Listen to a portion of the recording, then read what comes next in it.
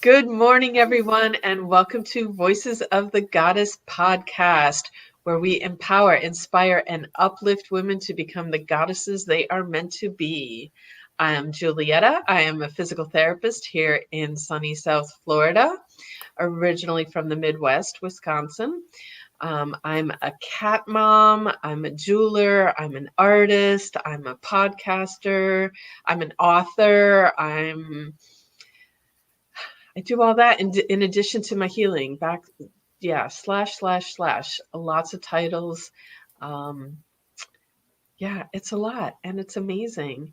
And I am joined here by another amazing goddess. Allison, please introduce yourself to everyone.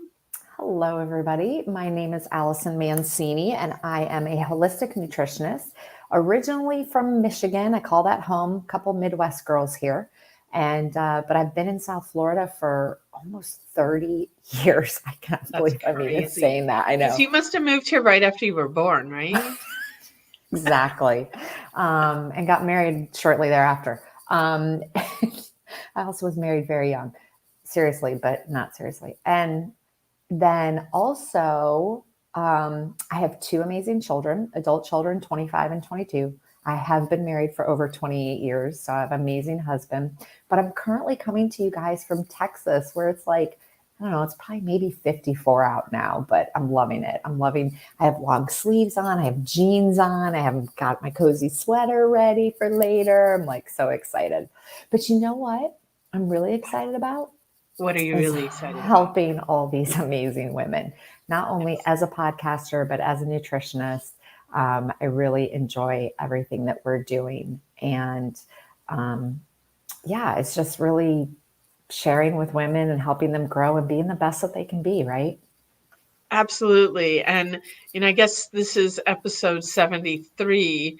And, when we started this, I was all like, yeah, let's give it a try, see what happens. Kind of didn't really expect much of it.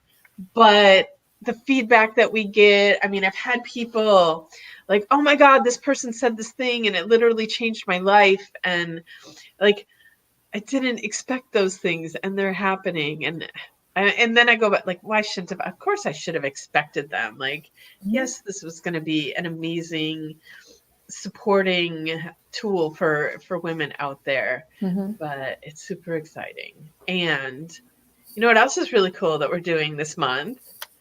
Because it's November. To me, like since November contains the holiday of Thanksgiving, giving thanks, I look at the whole month as a month of gratitude. So in our Facebook group, we've started a 30-day gratitude challenge. And, we're on I haven't seen what today's post is. It'll come up in a little bit, but I'll make sure to enter my gratitude in that topic for the day. But I love how many people are joining in and participating with us. So if you're watching this show now and you want to join us on the gratitude challenge, get in our Facebook group, a Circle of Goddesses, and join along with us, because gratitude will change your life. Totally helps you look at things differently. Like even just the idea of, instead of like, and we've talked about this with past guests, instead of having a to-do list, it's a get to do, right? Like I don't have to do, I get to do. Right. And the book that so inside of our Facebook group, we also have a book. Yeah.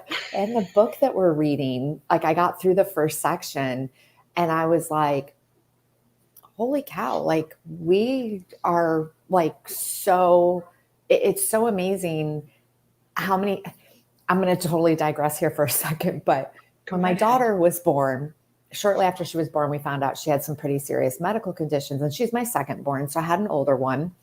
And when you realize everything that has to go into just our bodies, just in the exact way that they do for everything to functionally work, right? That right there is freaking amazing. Like we should be so grateful that we wake up every morning and we can breathe in the air that we breathe. Like, and that's what I love about the first part of that book and talking about gratitude and all of that. Like, it is so, like, you do need to I hate saying you need to, but look at it from the perspective of you wake up every morning and you take a breath. Like, do you know how miraculous that is? Do you know how many systems in your body have to make that happen? Like, it's just mind-blowing to me, totally mind-blowing to me. And I love the gratitude practice we're doing in the group. Everyone's like so interactive, and like, what was yesterday? Something you're beautiful, be grateful for something, beautiful. Yeah. And some of the pictures that people posted and the things that they are grateful that are beautiful were just so like heartwarming and just touching. And I loved it. So I'm excited. And we're only on day 3. And I can't remember what today's is either, but it'll post soon. We'll find when it pops up in the group. And also back to the book a little bit. I love, like, she really, like, I thought that I was already like doing the gratitude thing, and she really like bumps it up to a whole new level. And and we're only through the first part of the book, and just like already has given so many tools to access that gratitude on a deeper, richer level. So I'm enjoying this book and looking forward to the rest of it. But Allison, I think it's time for us to bring on our guest. I agree with you. Let me grab her from backstage. Hello, Beatriz. Hello, Julieta. Hello, Allison. Thanks for having me. Welcome to the show. Would you please introduce yourself to our audience? Tell them a little bit about you and what you do. Yes, of course. My name is Beatriz Soto. I'm originally from Ecuador/Argentina, and I'm now currently living in Stockholm. I was traveling and I met a man who became my husband. That's why I'm here. And in my journey here, I was telling the women before, I was really led into this space where I felt like a complete stranger, and I felt so lonely and so different. And it was it was just such a deep hole in my soul, not being able to connect with the people the way that I knew. So it really led me to where I am now. And now I loved how you were introducing yourself, // because it really is who we are, right? It really is very hard for us to put ourselves in a box, because that limits us. So right now I'm working as an empowerment coach, feminine empowerment, soul empowerment. I basically help women awaken into their truth, embody their gifts, and really bring them into the world, step into their purpose, step into their divinity. And I think it's very interesting how we've normalized, saying, are you spiritual? Are you spiritual? And it's like, we all are. Maybe we don't practice it enough, but we really all are. So I think it's very important that we become aware of that and bring it more into our being.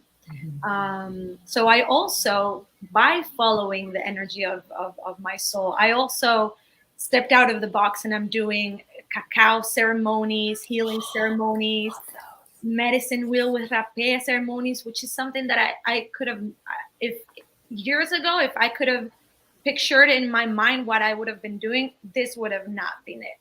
I didn't know about it. So I did know I want to do retreats. I wanted sisterhood circles, women's circles. That was like so longing, but not in this way. So it's pretty amazing to follow that magic. So I did a cacao ceremony for the first time in May at a work retreat. So I work for a company called the Gold Digger Girl, and I do human resources for them. And we had a staff and student retreat back in May over in Fort Myers, Florida. And she was doing a women's ceremony. It was a cacao ceremony. And the entire time, I know I should have been focusing on the ceremony, but I was so excited that I was doing this, and I couldn't wait to tell Julieta about it. All I kept thinking about the whole time was like, I've got to go tell Julieta.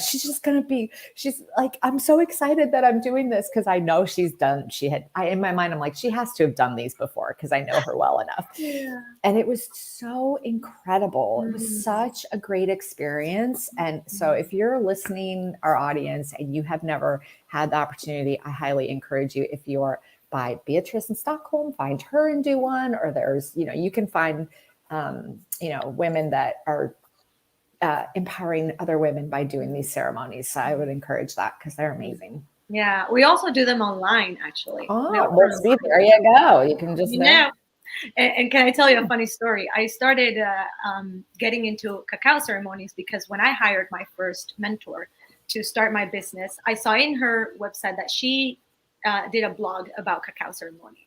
And I had no idea what I was doing. I bought like cake topping cacao and I melted it and I sat with my friends and we were like, are we supposed to drink all of this? This is going to give us an ulcer. It was hilarious. We ended up crying anyway. We did some breath work. We did really open up, but it was hilarious. Like, I think I got pimples all over my face. But it was my initiation. That's awesome. So how long have you been in Stockholm now again? I've been here now for 7 years. Okay, nice. Yeah. That's awesome. Shall we dive into the questions, ladies? Yes, let's do it. Yeah, wait. All right. So our first question is, what is your superpower? I love this question. I feel like my superpower is really being able to find this sense of joy within me and really be in a state of joy and be able to share that and express that and just create a space of joy. I feel like no matter what the scenario is, no matter what I'm going through, no matter even when I'm going through a tough cry or a discussion, or we're in a ceremony and we've all been through something really deep and healing, at the end of the day, I have this very easy ability to just turn it around and bring the joy into that. And interestingly enough, it's all coming back to me. For a long time, I was not very fond of my name, Beatriz. I've always been called Trisi. My brother gave that nickname to me when I was 2 years old. So since I was 2, I've been called Trisi, which was very cute. It was very joyful. So I've never really been connected with my name. I always felt like it was like an older woman kind of spirit name, and I wasn't there.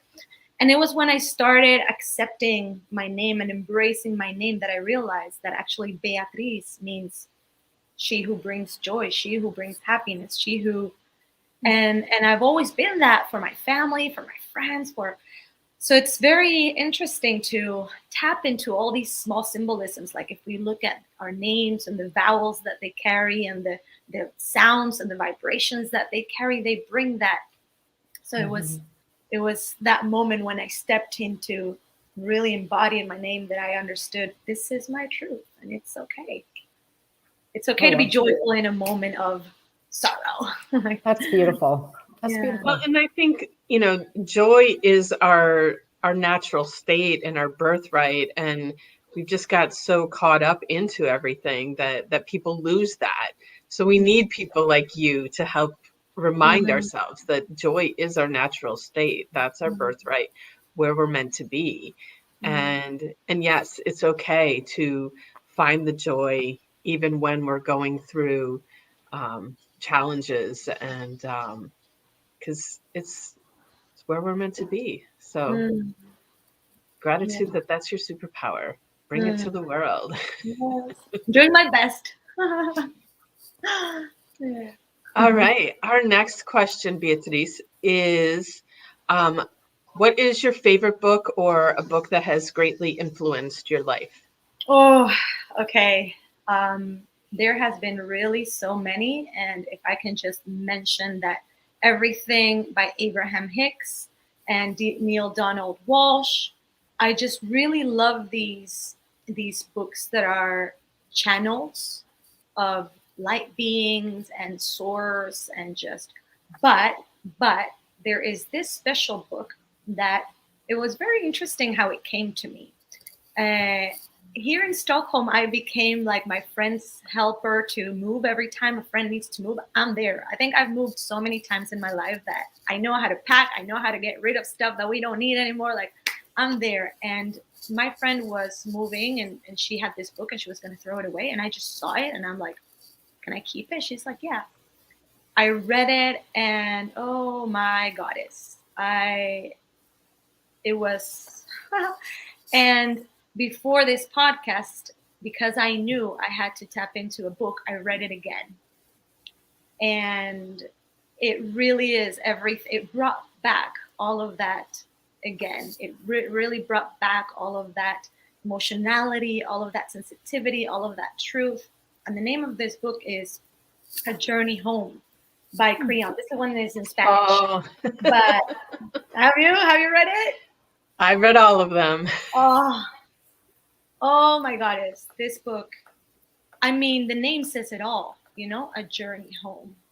It talks about this dark night of the soul, kind of slap in the face, kind of awakening. And we really go through this journey towards self-worth and self-love. And ultimately, this is what we're all about, right? Finding that love within. And only when we find that true sense of love within can we understand what it means to really share it with the world. And I also feel like this is very important because it touches also on, you know, our soul contracts and all of the contracts, not only soul contracts, but all of the whys and what fors and all of the purpose that lies behind everything we experience. And the thing that this book reminded me, and that it was very interesting because when I read it again, it kind of brought me into a deeper purpose. It reminded me that we're not only here to journey home for ourselves, for finding our love. It's for finding our love so that we can remember our oneness, so that we can remember our unity, so that we can remember that we are here for humanity. And I love what you were saying at the beginning of the podcast, that you love how you're here sharing these voices with women and empowering women, because I feel like we've been kind of getting stuck into, because of everything that's been happening with the world, we've gone back to this root survival mode, and we've gone back to fear, and we've gone back to survival instinct, which is exactly what we're expanding against. We were expanding towards expanding humanity and love and deeper expression for all of us, creating being of service to the world. But we went back into, so I feel like we've gone back to this like manic manifesting of, I want this job because I'm striving, or I need the money because I'm in lack, so we've gone back to manifesting for ourselves, and that is keeping us playing small. So what this book reminded me is that when we go beyond that, the path is much more lighter. When we see ourselves from a broader perspective, when we see ourselves from a bigger perspective, and we understand it's not just about us, it just becomes so much more lighthearted, and we reach out, community, sisterhood, we're in this together. So this book really brought me back home. So I really, it's a great really book. And have you read the other Creon books? No, I haven't yet. And of course, like, you know, this book that you're talking about is a story, a parable, you know, with lessons and meaning in there. The other books are just, I shouldn't say just, the other books are channelings from Creon. And so much like you had mentioned, Neil Donald Walsh, the Conversations with God, those are channeled messages. The Seth books are Abraham Hicks, it's channeled message. Like they all resonate so well with me. So check them out. You will love them as well. But sometimes messages, like, they're more powerful and have more meaning when they're presented in a story. So exactly. That was what was different about this book. I've read all of these other channeled books, which, as you were saying, they speak my language. But when I read this one, it was such a simple parable that I related to the character. I really went into the story. I cried when he cried, and it was really, really powerful. I really recommend it. Nice. Yeah.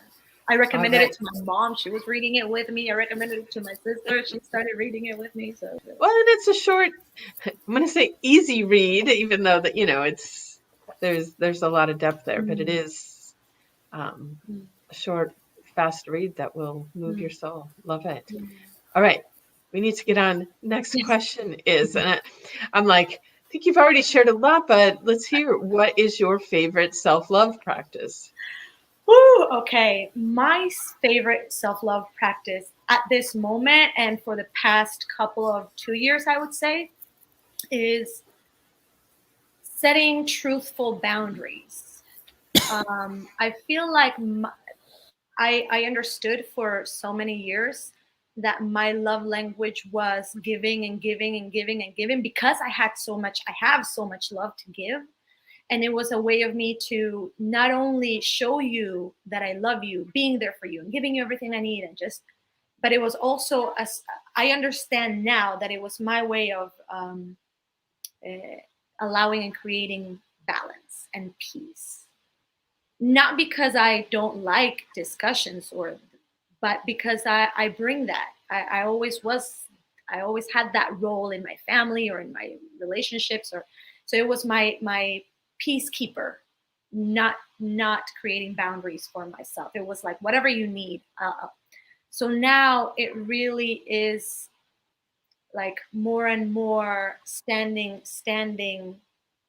in a place where I create loving boundaries, where I can really say no, and hopefully the other person understands. Hopefully the other person knows where I'm coming from, and just being able to stand in my truth. But the interesting thing is that in order for me, from having no boundaries at all, I had to go to the complete opposite of saying no to everything, like no, until I could find the balance of what really is a good, healthy boundary, so that I could understand where I'm saying this really from, I really don't want this for my life and my body, or from just wanting to set a boundary because I need it.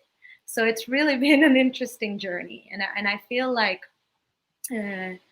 it's important for us to deepen what self-love practices are, to really understand that.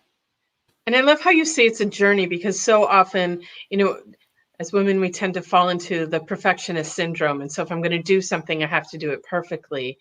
And, like, okay, so we understand, we set boundaries, and then we get to practice that skill and get better at it and better at it and better at it, until it becomes something that we just do naturally, effortlessly, to honor ourselves. But it is a journey to get there. It's not like you wake up one day and decide, I'm going to set boundaries and expect you to just be perfect at it. But it's a skill that you practice and you get better and better at. So I like that. And also bringing in the self-love in this part is about, there will be a lot of people that won't understand. There will be a lot of people, even my family has said to me, you've changed. You're not the same person you were. And it's like, yeah, I know. And I'm going to keep changing. Like, please bear with me. I need to stand in this right now. So it can be challenging because the outside will not understand. So it requires standing in your power no matter what. And that's also a self-love practice, even when you're not sure of what you're doing. And I would even add to that, with your children, set boundaries, because if you don't, you pay later. I know from experience. So yeah, you gotta be realistic and set boundaries. I think that's one of the things as women, we are such caretakers and we want to do it all and take care of everybody and make it all work. And, and you can only do that for so long, and you can only keep it up for so long. Right. And then you start to wear out. So, and I appreciate, like when you said, you have family members are like, you're not the same. Like, I hear that from my kids now. They're like, but Mom, you used to do that. I'm like, yeah, well, I don't anymore. So there you go. It's just how it is. So I think that people would ever think that you should stay the same for the duration of your life. Like, it's no, weird. We should always be changing and evolving. And if you're not, what's the point of being here? Yeah. I agree. Yeah. Nice.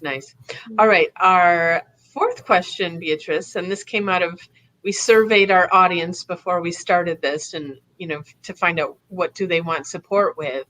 And something that we all are challenged by is creating accountability so that we can accomplish everything that we're here to do. So how do you create accountability for you?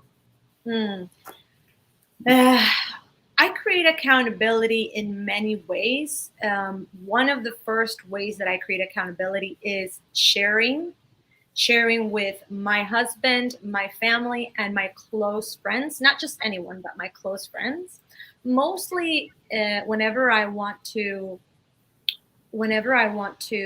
bring something new, I'm very careful about who I share things with, because I want to share it with someone who can hold that vibration and who can hold that vision with me, and who knows me in a way that they will not come with their fears, because this is something also that we have to be a little bit careful. When we ask for advice for someone, always know that everybody's coming from where they're at. So take it with very like a pinch of salt. But the way I create accountability is share it with my closest people, because the moment I share it, then I know they will ask me, so how did it go with this? How did it go with that?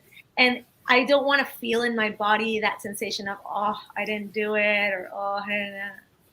I also have a business partner. I have my own business, but I have a sister that I do other things with. We have a conscious life center here close by, and we have a sisterhood online, and we create about accountability by creating the sisterhood and reaching out to each other.